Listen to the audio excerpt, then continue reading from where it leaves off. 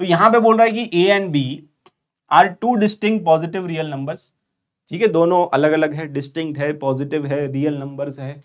11th term of a GP, तो 11th term होता है ए आर की पावर 10। ये दिमाग ना एकदम खटाखट चलना चाहिए, जैसे ही आपने पढ़ा 11th टर्म, अच्छा ठीक है, 11th term of a GP whose first term is a, अच्छा फर्स्ट टर्म आपको गिवन है ए और थर्ड टर्म आपको गिवन है बी। तो अगर फर्स्ट टर्म ए है और थर्ड टर्म बी है तो कॉमन रेशियो कितना आ जाएगा?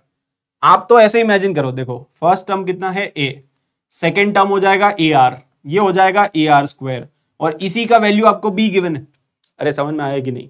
आपको यही तो बोला ना कि जो तीसरा टर्म है वो बी है, पहला टर्म जो है वो ए है, तो ये ए आर स्क्वायर, और जो तीसरा टर्म है वो बी है। तो आपका basically A R square equal to B आ जाएगा, तो आर का वैल्यू आ जाएगा बी बाई ए की पावर 1/2। तो कॉमन रेशियो कितना आ जाएगा यहाँ पे? बी बाई ए की पावर 1/2। ये कॉमन रेशियो यहाँ पे प्लग इन कर देंगे, ठीक है, वो बाद में कर देंगे। अच्छा ये क्या बोला है? तो 11th term is equal to, this is equal to pth term of another GP, एक और जीपी है जिसका फर्स्ट टर्म सेम है, फर्स्ट टर्म इसका भी ए है, लेकिन pth टर्म निकालना है, तो pth टर्म आ जाएगा r into p minus 1, a into r की पावर n माइनस 1 होता है, तो nth term, similarly pth term. लेकिन यहां पे कॉमन रेशियो क्या है? ये दोनों अलग अलग जीपी है, ये एक जीपी है, ये एक अलग जीपी है, दोनों का फर्स्ट टर्म सेम है, इसका भी जो फर्स्ट टर्म है, इसका भी जो फर्स्ट टर्म है वो a है, लेकिन फिफ्थ टर्म गिवन है b, है ना, यहां पे आपको फिफ्थ टर्म गिवन है b, तो इसका कॉमन रेशियो कितना आ जाएगा?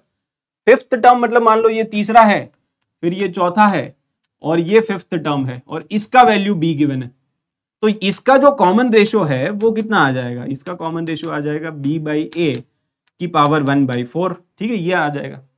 तो यहां पे आपको जो r का वैल्यू डालना है वो ये है, और यहां पे आपको जो r का वैल्यू डालना है वो ये है, ठीक है। a से a तो कैंसिल ही हो जाएगा, खैर दोनों सेम है, दोनों का फर्स्ट टर्म सेम है, ठीक है। r का वैल्यू डाल दो आप, ये b बाई ए की पावर 1/2 और पूरे की पावर 10 है, ठीक है। यहाँ पे b बाई ए की पावर 1/4 और पूरे की पावर है p माइनस 1, तो अल्टीमेटली b बाई ए की पावर कितनी आ गई?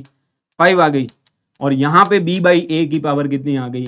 p माइनस 1/4, तो पावर से पावर कंपेयर कर लो, ठीक है, तो p माइनस 1/4 इक्वल टू 5 आ जाएगा, तो p का वैल्यू कितना आ गया? 21, और यही पूछा था, है ना, तो बस खत्म हो गया सवाल।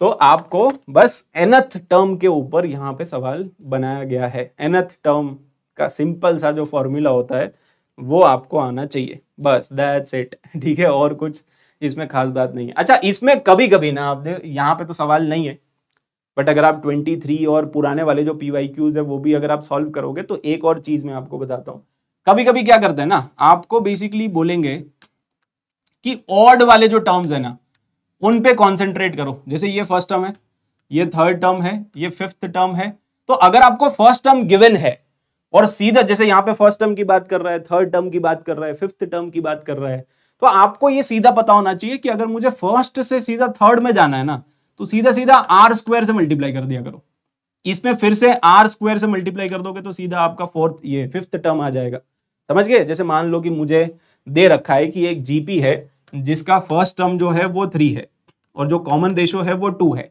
और फिर मुझसे पूछा गया कि बताओ आप थर्ड टर्म बता दो सीधा, तो थर्ड टर्म तो आर स्क्वायर से मल्टीप्लाई कर दो, 3 को मल्टीप्लाई कर दो आर स्क्वायर से, सीधा आप अपना मतलब दिमाग में कैलकुलेशन कर सकते हो, ठीक है। या मान लो कि फिफ्थ टर्म गिवन है, फिफ्थ टर्म गिवन है और सेवेंथ टर्म पूछा है, तो बहुत सारे बच्चे अपने दिमाग में ऐसे कैलकुलेशन करते हैं, राइट, मतलब आप इसको थोड़ा कैलकुलेशन वाइज समझो।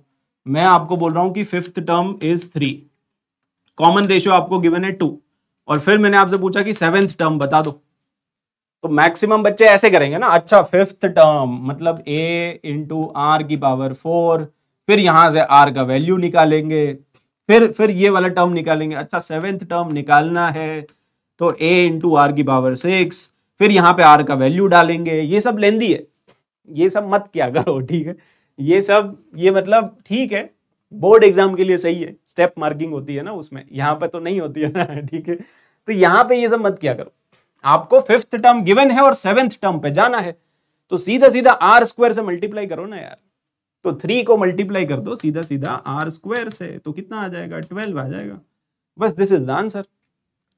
आर स्क्वायर से मल्टीप्लाई करते जाओ तो आपको ऑड वाले और इवन वाले में भी ऐसे ही होता है। जैसे सेकंड टर्म गिवन है, मुझे फोर्थ टर्म पूछा है तो आर स्क्वायर से मल्टीप्लाई कर दूंगा।